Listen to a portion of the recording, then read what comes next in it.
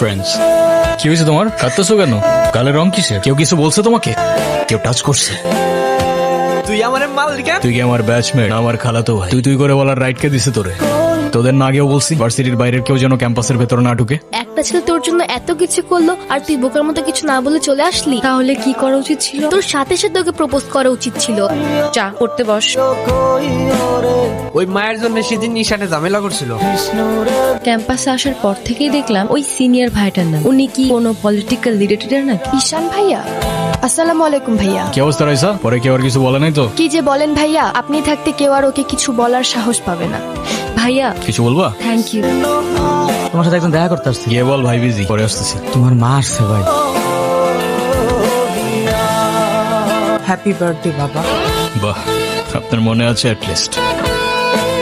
এই দিনটা আমি কি করে ভুলতে পারি বলো? আপনি সবই পারেন। Still thanks for the flower, but I don't think আপনার আমার সাথে দেখা করতে আসার তেমন কোনো প্রয়োজন ছিল। মায়ের সাথে কেউ এভাবে কথা বলে? আমার মা আমাকে অনেকগুলো বছর আগেই ছেড়ে চলে গিয়েছে। আমি তোমাকে ছেড়ে যাইনি, সত্যি বলতে ওই সময়টাই ওইরকম ছিল। মনে করিয়ে দেওয়ার প্রয়োজন নেই, আমি ভুলিনি আর কখনো ভুলবো না। আমি আপনার আঁচল ধরে বারবার বলছিলাম, মা আমায় ছেড়ে যেও না।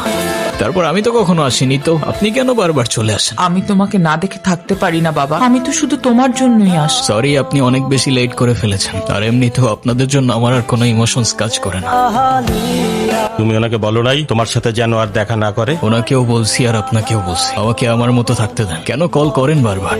আমি তোমার বাবা। ও প্লিজ, যখন দরকার ছিল তখন তো কেউ ফিরেও তাকাননি আমার দিকে। উনি কি বলতে চায়? তেমন স্পেশাল কোনো কারণ নেই, আজকে আমার বার্থডে। সরি বাবা, আমি আসলে কাজের জন্য ভুলে গিয়েছিলাম যে আজকে তোমার বার্থডে। তোমার জন্য ছোট্ট একটা উপহার। আমার জীবনে দুইটা জিনিস খুব অপছন্দ জানেন, এক আপনার টাকা আর তুই আমার মায়ের ভালোবাসা। দুটোই ফেক। তুমি যা বলবা তাই হবে। মা দেখো না মা। যাও তো। এই শোন, তুই না ঈশান ভাইকে প্রপোজ করে দে। তুই যাবি এখান থেকে নাকি আমি কি ডাক দিব? বলে দিস কিন্তু, বেশি দেরি করিস না। ওরা যে প্রপোজ করবো যদি না করে দেয়। আপনি হলেন চেয়ারম্যান স্যারের ছেলে। এই ভার্সিটিতে এমন কোন মেয়ে আছে আপনারে মানা করবো? ক্যাম্পাসের সবচাইতে সুন্দরী নারীর জন্য এই সুন্দর বলা আই লাভ ইউ।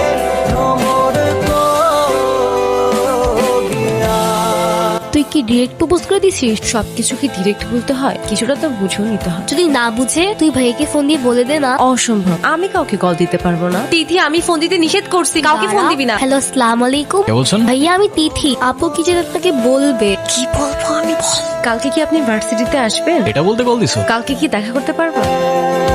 হাসছো কেন? নাম কি ওর? মৌগলি, আমার একমাত্র বিশ্বস্ত বন্ধু। একমাত্র বিশ্বস্ত বন্ধু হতে পারে না? তা হতে পারে, কিন্তু তবু এত মানুষ থাকতে কুকুর কেন? কারণ ওরা মিথ্যা বলে না, ধোকা দিতে জানে না, আর ওদের জন্য এতটুকু করলেও না সারাটা জীবন কৃতজ্ঞ থাকে। আপনি নিজেকে যেমন দেখান, আপনি আসলে এরকম না। নিজেকে যেমন দেখাই? কেমন দেখাই আমি? এই যে সব সময় রুট থাকে, মনে হয় নিজেকে নিজের থেকে লুকিয়ে রাখছে। নিজেকে নিজের থেকে লুকিয়ে যদি একটু ভালো থাকা যায় তাহলে আই গেস সেটাই বেটার অপশন।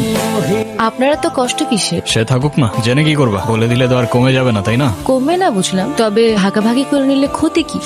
এই না বন্ধু, একটু মিষ্টি মুখ করে নাও। ওকে, তুই ওদের সাথে ঝামেলা করতে গেছিস কেন? তুই কি রাস্তার বলা পান যার তার সাথে মারামারি করবি? ভাই আমি কেমনি এমনি ঝগড়া করতে গেছি। কেন ওরা তোর ঘাড়ে উঠা বসছিল? ভাই অনুতির গায়ে হাত দিয়েছে ওরা ভাই। বাদ দাও না ভাই, চলো ভাই। তুই যা ভাই চলো না ভাই। তোরে যাইতে বলছি আমি। যা। দেখ ভাই, তোর ক্লাব লাগবে তো দিয়ে যা তুই। আমি তোকে কিচ্ছু বলবো না, কিন্তু অনুর থেকে দূরে থাক। ছোট থেকে জীবনে কারোর ভালোবাসা পাই, ওকে আমার থেকে কেড়ে নিস না ভাই। আমার লাইফে আমার বাবা মা সবগুলো ভালোবাসাকে আমি হারাই ফেলছি। ও ছাড়া আমার জীবনে এখন আর কেউ নাই। ওকে হারানোটা এফোর্ড করতে পারবো না আমি।